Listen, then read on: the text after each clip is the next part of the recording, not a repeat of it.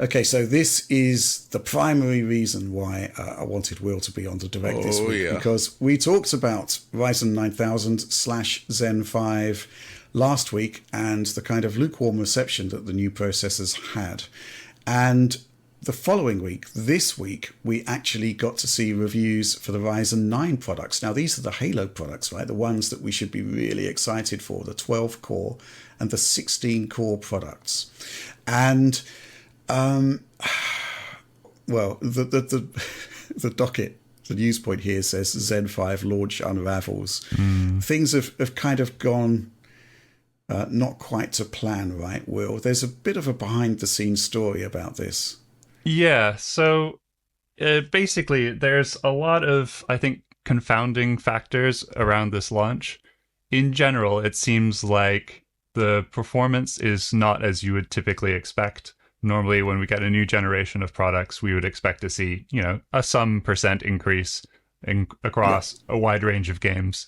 And typically, we would see, the higher end parts in a typical generation outperforming the lower end parts. And we would see the new generations being faster than the old, right? But with Ryzen 9000 and specifically the 9900X and 9950X, it doesn't seem like that's the case a surprising amount of the time. And this isn't just something that's kind of featured in our testing, but this is something that has been seen, basically every review I've read. And I've read a lot of reviews after the embargo date, trying to understand exactly what's really happened with this launch. So it's so weird because normally when you're testing a CPU, you kind of start to get your results and you think, okay, yeah, that's more or less reasonable, makes sense. But then if you start getting results where the new processor is 15% slower than the previous one in a game, you start to think, well, hang on, something must be wrong with my setup here. Maybe I don't have the right driver installed. Maybe there's a bug. Maybe the motherboard isn't set up properly. So it induces a kind of fear, and you need to just check everything in your setup to make sure it's right. And that obviously takes away from the testing time that you would normally have. So it was a nervous time for sure. But I know exactly where you're coming from, because when a product arrives that doesn't conform to expectations, and you're given what you might call spoon-fed benchmarks for reference by the manufacturer, and they're not matching. The question is, what am I doing wrong? That's the first thing. And, I think you did the right thing. You talked to AMD, you shared results and said, this isn't in line with your reference guide. What's going on, right? yeah, absolutely. And so they had a range of suggestions, some of which were fairly basic, like, have you tried turning the system off, turning it back on, leaving it for a bit, which is, generally accepted benchmarking practice, but you might be so eager to get into the benchmarking, you might neglect something like that. And they had various... It's very IT crowd, though. Have you Oh, tried yeah, turning absolutely. it off and on again? Yeah. Word. I mean, and to be fair, that wasn't the very first thing they suggested. I think that was kind of a Is it Hail plugged Mary. in? Yeah, exactly. Yeah. in? Can you see anything on the screen at the moment? Okay, your computer is the box next to that other thing. That's your monitor. Yeah, exactly.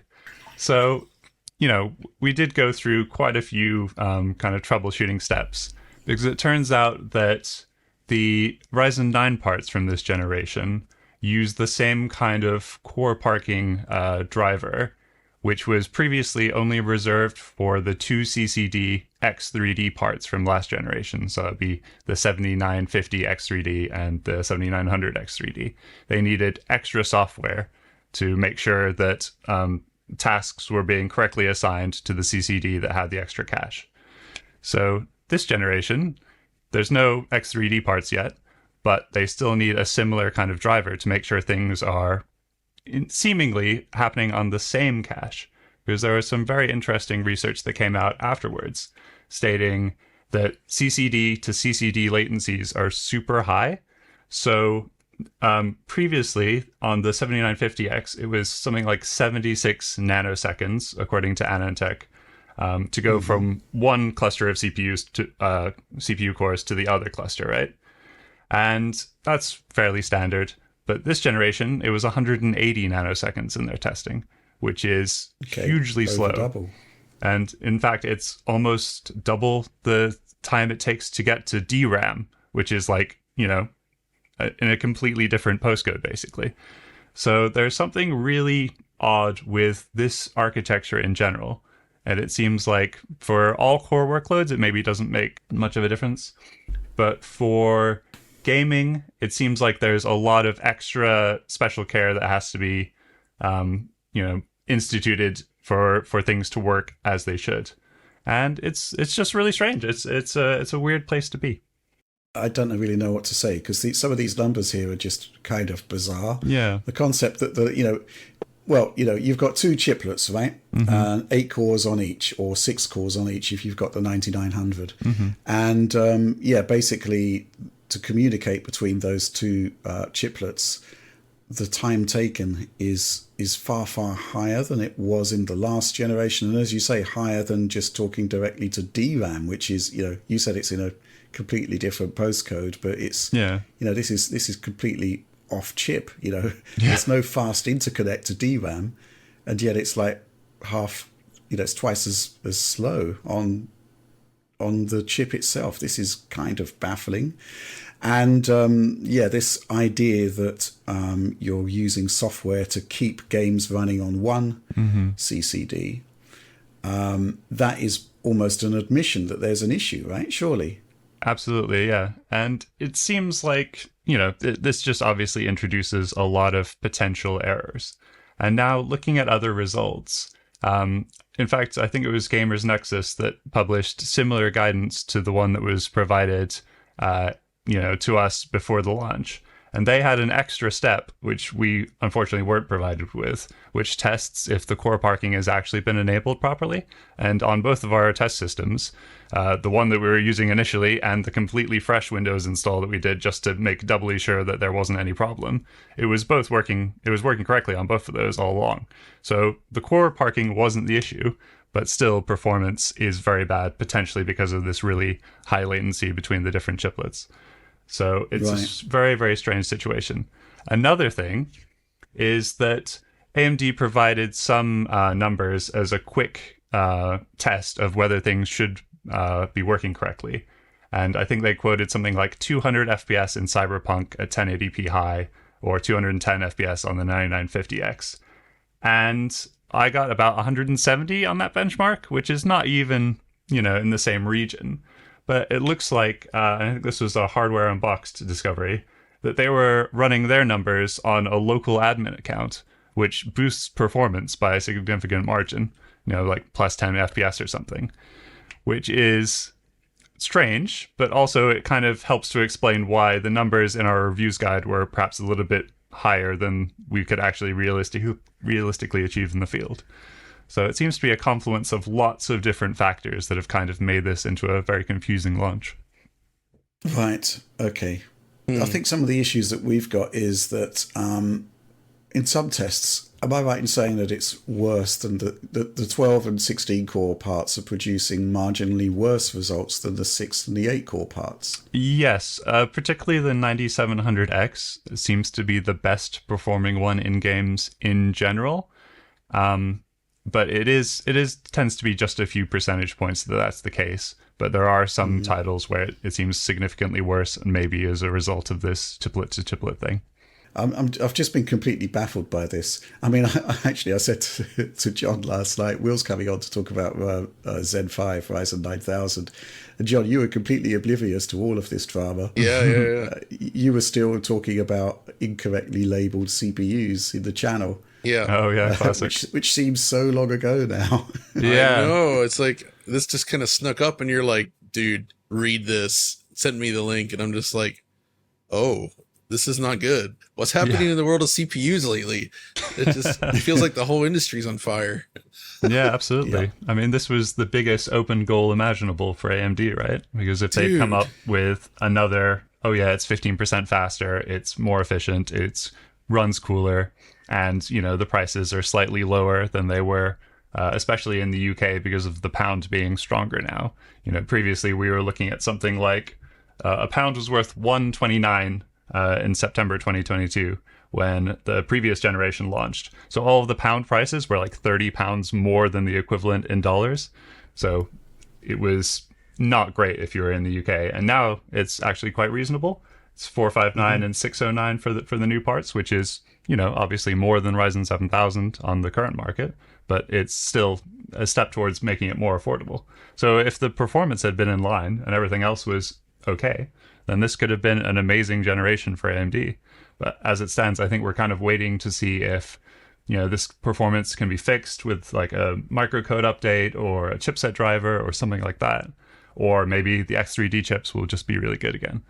But at the moment, it's difficult to recommend. Yeah, I mean, the 7800 X3D still seems to be the best gaming processor, and I guess we can wait for the X3D parts on Ryzen 9000, but if we're not seeing an uplift from the non-X3D parts, then are we just looking at status quo when the new parts come along with the V-Cache? I'm not quite sure. I guess we'll have to wait to find out, but it is all rather bizarre because you would expect a flood of new chips, Ryzen 9000 chips, to be entering the channel, followed by discounting on Ryzen 7000. But if they discount Ryzen 7000, then, basically it's making what looks, for gaming at least, the better chip even cheaper. It's kind of baffling to me. I mean, we've talked about this in the past, but I do think that there is probably different objectives with this product than great all-round performance. I mean, We've talked about data center and laptops where traditionally AMD has lagged behind Intel, and to come up with a great product. I mean, the power efficiency does seem to be a good thing, right? But with that said, isn't it the case that we were talking rather about the Ryzen 9600X and 9700X last week, and isn't it the case that they're actually going to be increasing the power consumption of those chips with a BIOS update? Yeah, it does seem like that might be happening. And we did test the 9700X at a higher 105 watt power limit because AMD did provide those numbers to just slot into the BIOS and test things out. And in content creation, it does make a pretty good difference. You get, I think it was something like 10%, 15%, something like that of extra performance at the cost of hugely increasing power and increasing thermals as well. But in games, it was more or less the same. I think I saw a 2% increase in our Cyberpunk scores. So not really worth the extra, the extra toll on the CPU essentially from the heat and the power. So I don't think it'll kind of change the fortunes of the 9700X or 9600X in any significant way for gaming. But for content creation, it's good to have the option, I suppose. Yeah. The weird thing being, of course, that our 9700X Cyberpunk score was lower than the 6-score 9600X. Yeah, that is just super weird. Which is another enigma wrapped in a mystery we couldn't get to the bottom of. It's just a lot going on here. I think it's safe to say that you will see different results from different outlets, because certainly in the realm of CPU testing, to actually find areas in games that are properly CPU limited that can actually give you a decent workout for the various processors, people come up with different scenarios, and we're no different. But the fact that we're not, and the fact that nobody is really seeing much in the way of appreciable gains gen on gen, that's still a bit of an issue, I think. Definitely. Yeah. Any final words on this, Will? What do you expect to be happening next? Because AMD have kind of said we're investigating, right? Yeah, AMD doesn't have any other recommendations at this stage and is investigating the issue further. That was the last I heard from AMD's representatives. So I would expect that there must be something odd going on here. I don't think it's... the fact that they don't even... the results don't seem to match AMD's own numbers suggests that there might be something amiss. I would certainly hope that we see some kind of update that fixes things. I very much doubt that it'll suddenly become an amazing gaming part or anything like that. But I think, we should at least expect the new parts to be around the same level as the old ones, if not better. There is something very, very odd going on here. And there have been sort of suggestions that AMD weren't fully transparent on gaming performance in their supplied benchmarks. I'm kind of actually, I'm thinking that, for the last few years, the kind of vendor-supplied benchmarks have actually been pretty good, fairly representative. But I am thinking now, going back to like Zen 1 Plus, the Ryzen 2000 parts. They were comparing it favorably with Intel's 8th gen core, and it just wiped the floor with Zen. So that wasn't a particularly great hour from AMD. But yeah, the numbers here just don't seem to add up. But yeah, it's challenging. I don't really know where we're going to go next with this story. But it certainly leaves Intel with an opportunity here, right? Yeah, absolutely. I mean, the 14th gen parts in our testing still performed really well in a lot of games. Obviously, there are significant worries at the moment about degradation. But if new BIOSes are available that in theory should stop that, and the gaming performance isn't harmed too significantly, then they could still be the better choice for gaming. And obviously Ryzen 7000 and the 7800 X3D are still great. So, there are still good options, but the fact that we're seeing discounts on Ryzen 9000 rather than 7000 is obviously quite disappointing. Yeah, I've just been looking at your timeline for reviews and putting together the coverage, and it was punishing, right? Yeah, absolutely. So we came off of a week where we did the 9600 and 9700. And then in that period, because we were also implementing our new benchmarking system, which is automated and generally very lovely, but it is still a work in progress, and actually getting it to work flawlessly every time, and just to set it up in general just takes some time. So we had less time than we would normally have, and then immediately after that review cycle was finished, we're immediately back into the next one. So I've got a little diary here of what I did each day. On Thursday, it basically says recovery from 7 a.m. to 1 a.m. days. Ryzen 9000 arrived. So I got the chips on, I think, midday on Thursday. Friday was testing of the previous gen, because we'd only done the Ryzen 5 and 7 parts. So we did Ryzen 9 previous gen testing. Set up some new games, which we added to the benchmarking suite, kind of as that initial review was going live. And also adding 720p testing. So there's some additional stuff to set up there. And then Monday, we started on the 9900X, and obviously we had all these issues. We had to reinstall Windows. We had to do a lot of retests where normally I would just kind of run through it, say, yeah, that looks more or less fine. Maybe one or two things. Maybe something happened in the background and we need to rerun them. But normally it's pretty straightforward. And then Tuesday, 9950X, a lot more retesting, actually writing up the review. And then Wednesday, I was in London, so I couldn't have any additional benchmarking time. So I had to get up very early, do 14900K, and write up everything. So yeah, it's crazy. It was an absolutely packed week for sure. And I don't think it impacted, the quality of our results, but certainly, it takes a lot out of you. And it means that, today and yesterday, I don't have so much of an appetite to immediately dive in and start saying, all right, well, what else is going on? There must be something else we can try. But hopefully. Yeah, next week. I mean, there is always the obviously it was a pretty tight week for sure. And there's always the sort of fear that you've got something wrong. That something went wrong in the whole procedure, and it's impacting the results. I'm just looking at AMD's instructions that they sent you. Turn it off and on again. I still can't believe that was chips. Chipset drivers, power profile, process idle tasks. I guess that's just checking that everything is set up as it should be set up. Windows should be doing that automatically, right? Yeah, so this is to do with the core parking, essentially. And when you install the chipset drivers, when Windows is idle, it should just kind of set things up in the background. But there's a command you can run to say, do it now, actually. And I did do that command a few times and didn't seem to make any difference to our results, unfortunately. But yeah, it's just a weird situation, because I don't feel like the average user is going to make sure that the game bar is updated and, run this weird command. And, they might well install a new CPU, install a game, and then be like, oh, my performance is really bad. That's weird. Another thing that was suggested was the completely fresh Windows install. There was the suggestion that the different number of CCDs would react differently on an existing install. I've never actually seen anything untoward happen with using the same Windows install, particularly on a Windows install that's set for the same platform, AM5 in this case. Did that have any effect at all?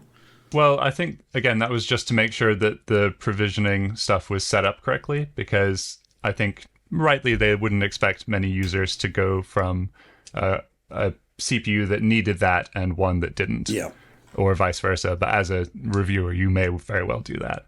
So I think that was just an extra step to make sure that that was set up properly. Yeah, super strange. It didn't seem to affect any results, though, so hard to say. John, you must be sitting back with some degree of bewilderment about all of this. I'm just taking it all in, because it's well, the reason is I haven't used an AMD CPU in my rig since 1998. Oh my god, we need to get you on board. It's been that long, but that's the thing is I've been Intel for so long, but after the recent Intel debacle, I was like, well, I mean, I guess for the next rig, I could consider going AMD, and then this stuff starts to happen, and now I'm just gonna sit with my current system for now. Anyway, well, I suppose John, if you were thinking of upgrading from your 12900K to like a 14900K, by the time you've made the decision, the concept of what's causing the issues with 14th gen should probably be resolved, and you will actually get a pretty appreciable uplift in content creation. And the chips might be quite cheap at that point, what with Arrow Lake coming soon. That's true. That's true. We'll have to see then. Yeah. But either way, it's interesting to hear this, and it feels like a gigantic missed opportunity for AMD, given the Intel woes happening right now.